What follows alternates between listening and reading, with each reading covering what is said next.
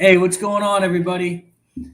Financial Fitness Friday. I know I missed Monday, but Dave had us there. He's Dave, back. what's going on, brother? Not much, brother. Good to see you back. How are you, man? Likewise. Awesome. So, couple things I want to go over. We've talked about this before, but I really can't stress how important it is. And what we're going to go over today is breaking down good debt versus bad debt, and then how to prioritize and pay off the bad debt. And I'm going to give you guys real actionable steps to take here. Okay. And then Dave will explain why it's so important and how it impacts your credit. Right. So, first and foremost, good debt. You buy a house, you buy an investment property, you buy a car that you need, not one that you don't need. Okay. Car that you need. You buy a piece of equipment for the business. Buy inventory for the business. Anything that you buy that is going to produce a return or that is an absolute necessity is good debt. Bad debt, going on vacation, okay, and not paying it off. Bad debt is, buying things that you don't need with money you don't have on credit and letting it ride. Okay. Bad debt is buying anything on credit that you don't need and is not going to produce a return.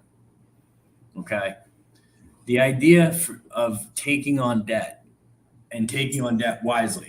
When you think of money, money is just a tool. The people that figure out that money is just a tool, and if you can make money work for you while you're sleeping, you're going to be in a better position. Well, that being said, the biggest thing I can tell you is people view money as the end all be all. If you view it as a tool and understand that when you borrow, as long as what you're doing with those funds is producing a positive return and positive cash flow, that is good debt. If you are only utilizing good debt, you're building wealth. When people get in trouble, it's because they have too much bad debt. Okay, so let's talk about how to choose and how to figure out what bad debt you want to pay off. You always want to start off with what has the worst terms, what has the highest rate, and what isn't producing a return.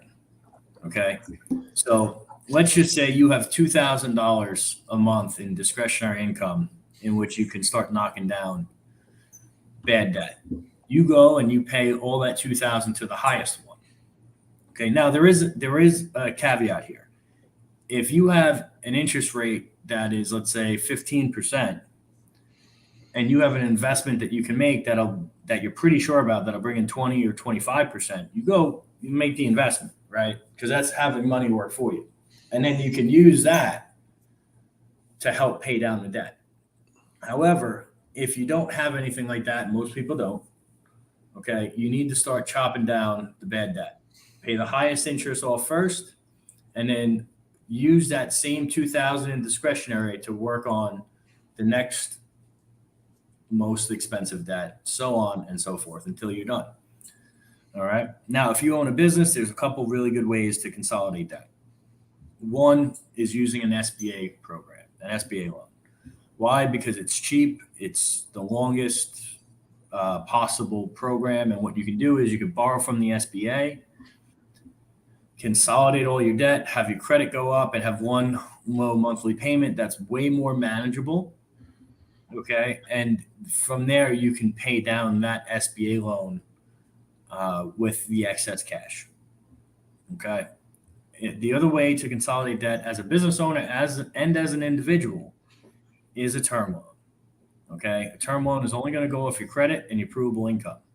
And what happens is when you do this, you are going to consolidate credit cards, consolidate any high expensive debt, pay it down, your credit goes up, and then you can get in better programs in the future.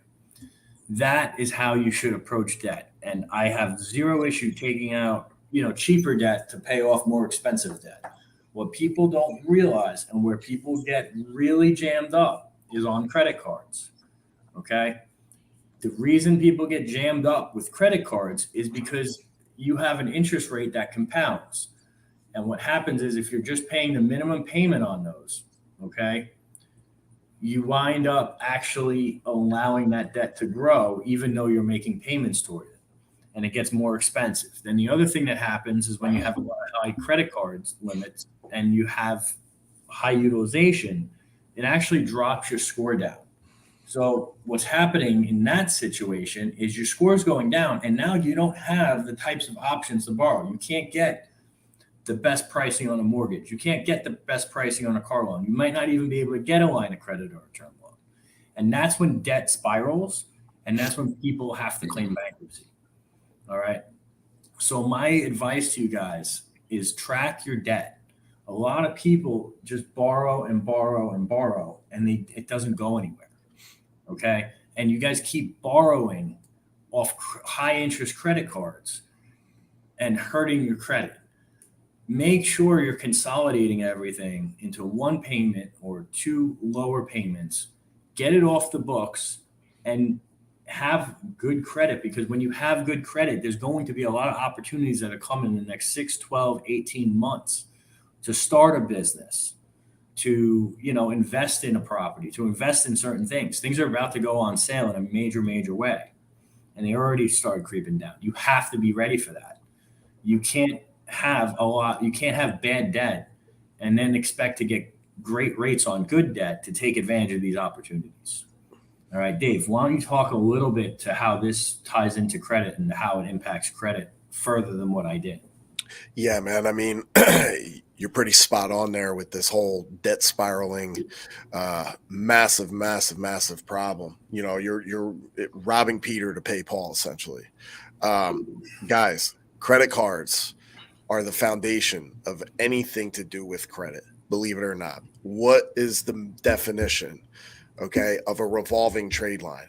It doesn't have anything to do with the interest rate or anything like that. It means that you have the ability to give yourself a brand new loan month over month, as long as, number one, you have the available credit, and number two, the company is still in business.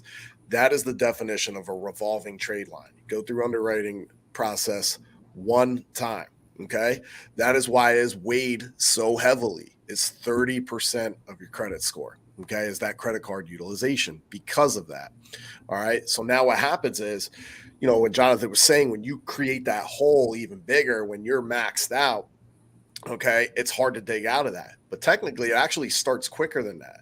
Okay. That 30% of your score, when you really hit 50%, that's really when you become a high risk. Okay. Unless you have so many limits and your score is already in the 800s, which we know majority of the population isn't even close to that.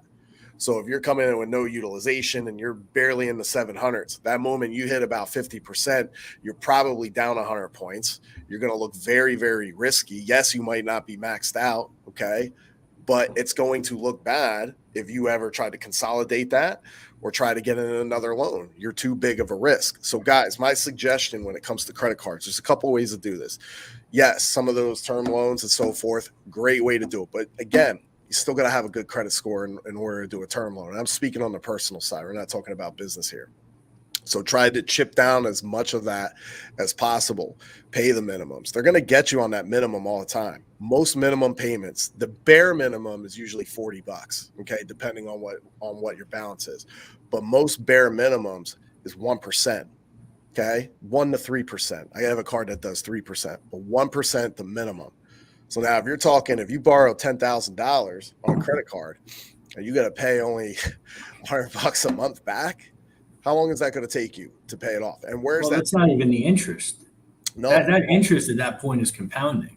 Right. You guys have to understand this. They intentionally do that. Mm-hmm. Like what Dave's telling you and how credit cards work, that is intentionally set up to leave you guys in a never-ending cycle of debt. Mm-hmm. They just want you to pay the minimums forever. Yeah. That $100 is then next month going to go to $250, and then next month going to go to $475. It's because obviously the numbers aren't spot on, but you get the idea. Look, at the end of the day, in a casino, the house always wins. It's the same thing in banking. These guys aren't going to let you borrow money if it doesn't benefit them. Okay, even if you know how to utilize it properly, because hey, they're going to win and you're going to win. But at the end of the day, they're always going to win. Okay, they wouldn't be in business if they weren't going to win. Oh, we're going to let you borrow money. Of course, there's something in it for them. They're going to win. They're always going to win. They're not going to borrow it out if they're going to lose. Okay. But going back to that, get some of these paid down, get a term loan. 0% cards are a good thing too. But again, it's all about getting that credit score up, and you have to be disciplined with that. So if you're going to roll 10,000 over on 0%, pay, small fee of 3 to 5% of that, and you get 18 months, pay that down as quick as possible. Now, do you want to take on more debt and roll it again? Likely not. But guess what? In this world today, if you don't have enough money, sometimes you might have to, as long as you're paying it down. And stop using it. Okay? Stop using it. That 30% of your credit score is 165 points, is that whole revolving trade line. Okay? So, I mean, I could go on and talk about this for an hour, man. Well, also, guys, I don't want you guys to get the wrong idea here. Yeah. Also, I think credit cards and credit is an amazing tool, obviously. Mm-hmm. The difference is using your credit cards responsibly, right? So I'll give you an example. Everyone has business expenses, personal expenses, right? If you're utilizing a credit card, they're basically giving you money for free for 30 days. And you're building your credit and you're building up points. The trick here is to pay it off entirely. Yes. Every single month. Okay. That's what I do. I get 30 days extra to pay everything. All my expenses, everything is tracked.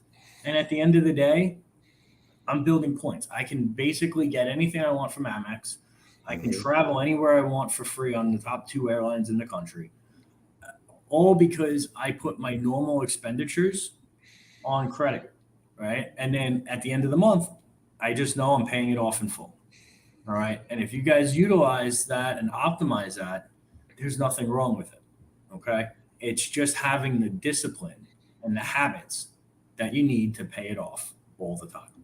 And if you guys do that, you will build wealth faster. Because now, let's just say I spend $20,000 a month with my company, regardless. Okay. Well, that's 20,000 miles or 20,000 points on flights that I can use at any given time I want.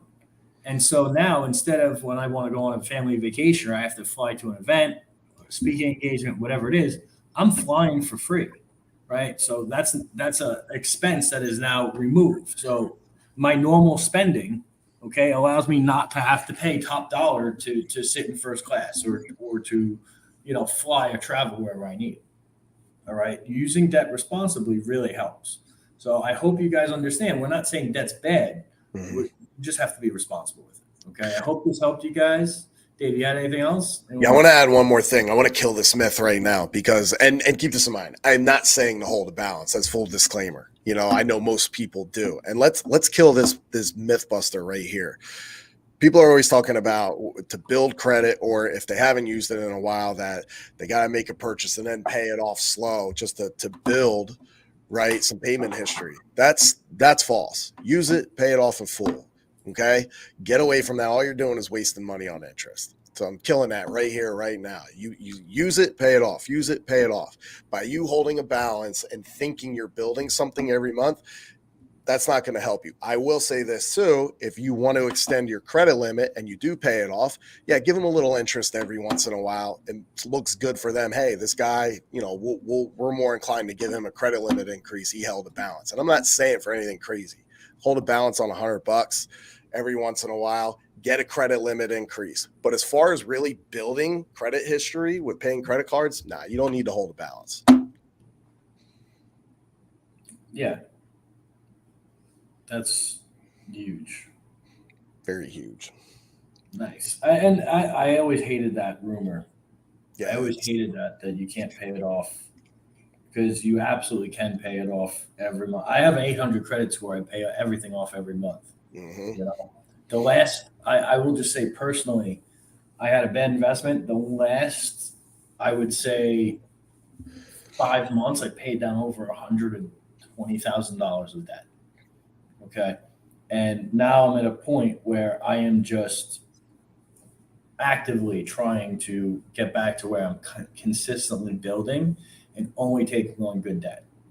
All right. That is the key to building wealth. You're never going to, I'm sorry, you're not like the Dave Ramsey stuff. That doesn't work. You're never going to build real wealth without borrowing money. Okay. And the smartest people, the best investors, the people that build wealth the fastest, borrow responsibly for the right reasons and use it the right way. And those are facts, guys. Like, those are facts. This is the stuff that is not taught in school. This is the stuff that I am giving you years and years of experience and examples, both good and bad, okay, of how to do this. All right. So I hope this helped you guys. Please share it with someone who needs to hear it. Dave, thanks for joining us. And guys, we will catch you. We're going to do Mindset Monday? Probably not, right? I mean, it's up to you. You can do it quick. I don't, up in the air, to be determined. To be determined. Probably not. Okay, we'll go right into next Financial Fitness Friday. Royal, appreciate that, brother. I do need a bigger water bottle that only holds a gallon. I usually drink about 1.5 gallons, 2 a day. And I will tell you, it is very, very difficult for me to sleep the entire night through. Okay, I'm about to wear a diaper. We get a porta potty in that office of yours over there. Dude, I'm ready to have one under my desk. If that wasn't gross. It's crazy. But I will say this. I'm almost 37. I'm in the best shape of my life. Like, boy. All time. So whatever. I'll drink all the water I need to drink. I'm in a good spot right now. All right. Appreciate you guys. We'll catch you on the next one. Be great.